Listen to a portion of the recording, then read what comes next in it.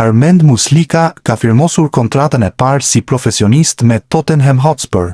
Ky është raportimi nga Anglia për 17 vjeçarin e moshave të kombëtares. Ekskluzive. Mësohet se Armand Muslika ka nënshkruar kontratën e tij të parë profesionale me Tottenham Hotspur. 17 vjeçari i kombëtares së moshave të Shqipërisë konsiderohet një talent me shumë perspektivë dhe mbylli sezonin e kaluar me 19 kontribute në gola plus asiste. Muslika mund të përshkruhet si një djallë i goditjeve të dënimit, pasi sezonin e kaluar shënoi disa gola nga goditjet e lira, shkruan Lily White Rose. Pritshmëritë janë të mëdha, dhe Tottenhami e tregoi duke i besuar kontratën e parë si profesionist. Klubi Spartak të Moskës ka prezantuar sot zyrtarisht Mirlind Dakun si afrimin më të ri të tij. Futbollisti shqiptar është transferuar nga Rubin Kazan pasi Spartak Moskë bleu 11 milion euro kartonin e tij. Klubi bëri të ditur se Daku kishte firmosur për 3 vitet e ardhshme me të. Dashuroi të shënoj gola, tani do ta bëj për Spartakun. Ishin fjalët e Dakut në videon e prezantimit, ku ai shfaqej me fanellën e skuadrës së re. Sulmuesi ka zgjedhur numrin 19 në klubin e ri, një fanellë që përkon me atë që mban në radhët e kombëtares shqiptare. Arixhon Ibrahimović foli për pozicionet ku ndihet më mirë, rolin si zëvendësuesi Luis Diazit te Bayern Munich dhe objektivat e tij për sezonin e ri.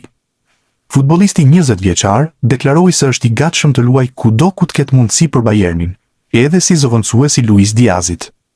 Unë mund të luaj kudo në repartin ofensiv, në të majtë, në të djathtë, si numër 10 ose si sulmues. Te Heidenheim madje kam luajtur edhe disa ndeshje si mbrojtës i djathtë. Diaz është një djalë shumë i mirë dhe me humor, i cili sjell shumë energji. Mezi pres të kaloj kohë me të, dhe mund të mësoj shumë prej tij, sidomos sa i përket stilit të tij të lojës dhe kreativitetit. Kur ishim në Tokyo 3 vite më parë, luajtëm kundër Liverpoolit dhe Diazit. Pas vërshëllimës së fundit, shkëmbyem fanellat, tregoi futbollisti shqiptar, i cili është në listën e atyre që po monitorohen nga FSHF. Interi po kërkon me ngulm Musa Diaby, dhe për këtë, në marrëveshjen me Al Ittihad, mund të përfshihet Kristian Aslani. Zikaltërit duan ta largojnë menjëherë mes fushorin e kombëtares shqiptare. Nuk do të jetë e lehtë, duke qenë se për Aslanin janë investuar rreth 15 milion euro. Sa i përket Diaby, operacioni mund të shkojë drejt konkretizimit nëse përfshihet një lojtar ose francezi pranon urjen e pagës. Pavard ose Aslani janë alternativat që Interi i ofroi Al Ittihadit. Diaby është 27 vjeç dhe do të kontribuonte në krahun e djathtë të sulmit, dhe jo vetëm.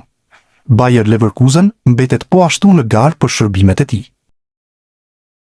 Christian Shpendi pritet të vazhdojë aventurën me Cezenën dhe të jetë pika kryesore e sulmit për sezonin e ri.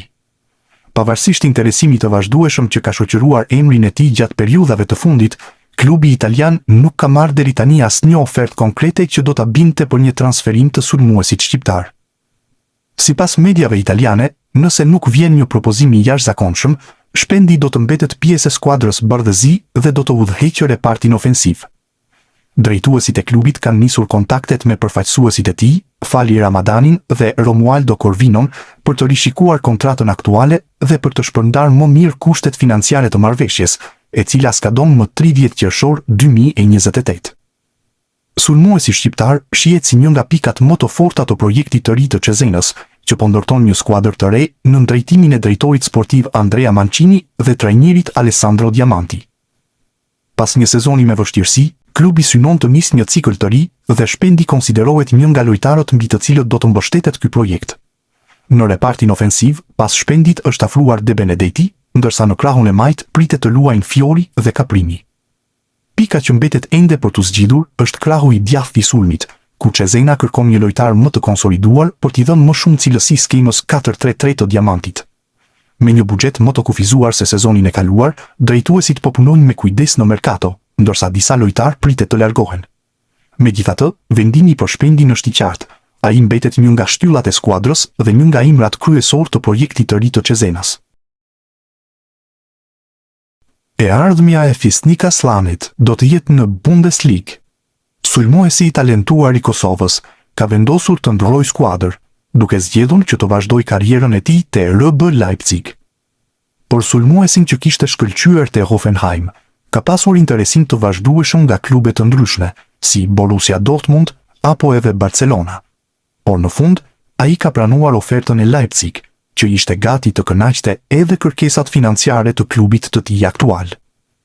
Leipzig do të shes Jam Diomandete e Real Madrid për 115 milion euro, ndaj ka pranuar kërkesën prej 25 milion eurosh që i është bërë për kartonin e Aslanit. Ky i fundit nuk ka qenë në grumbullim me ekipin gjatë ndeshjeve të fazës përgatitore, në pritje të transferimit, dhe pritet që sot të bashkohet me Leipzig në fazën përgatitore në Austri dhe të prezantohet si blerja e re e klubit. Largimi i Dejan Ramaj nga Borussia Dortmund është i pashmangshëm. Portieri shqiptar nuk udhtoi me Dortmundin në Japoni për fazën përgatitore, ndërsa po zhvillon bisedime me klubet e interesuara për shërbimet e tij. Akoma nuk dihet nëse do të ketë huazim apo transferim përfundimtar. Kopenhagen është një nga emrat që qarkullon, duke qenë se Ramaj bënte mirë më parë në Danimark. 24 vjeçari i kushtonte 5 milion euro Dortmundit në shkurtin e vitit 2025. Kujtojmë se edhe me FSHF-n ka qenë në kontakt për të veshur fanellun e kombëtares. Refuzimi nga ana e tij erdhi për shkak se pret ftesën e Gjermanisë. Deri tani nuk është konsideruar alternativë. Transferimi i Mohamed Salah në radhët e Trabzonsporit është padyshim një nga lëvizjet më të bujshme të viteve të fundit në kampionatin turk. Ylli egjiptian ka udhëtuar sot drejt Turqisë, ku ka kryer testet mjekësore dhe më pas do të prezantohet në radhët e klubit turk. Menjëherë pas lajmit se Salah do të transferohej te Trabzonspor, u përhap edhe lajmi se ai do të merrte fanellun me numrin 10 në këtë klub, ndonse në Trabzon kishin bërë gati apo me numrin 11, siç e kishte mbajtur te Liverpooli. Mediat turke kanë sqaruar se sapo Salah ka bërë kërkesën për të marrë numrin 10, siç e mbante te përfaqësuesja e Egjiptit, Muçi, i cili zotëronte këtë numër, ka pranuar menjëherë të lëshojë ato fanellë në shenjë respekti. Një gest që është vlerësuar edhe në rrjetet sociale nga tifozët, të cilët kanë falenderuar futbollistin shqiptar për këtë veprim, duke kujtuar se në klube të tjera shpesh kishte edhe sherrë për numra fanellash. Njëkohësisht, klubi Trabzonspor është vënë në lëvizje për të ndihmuar tifozët të cilët kishin blerë dhe stampuar fanellat me numrin 11 të Salah. Trabzonspori ka bërë të qartë se do të ndërrojë falas nimrat në fanellë, por të gjithë tifozët që do të rivendosnin numrin 10.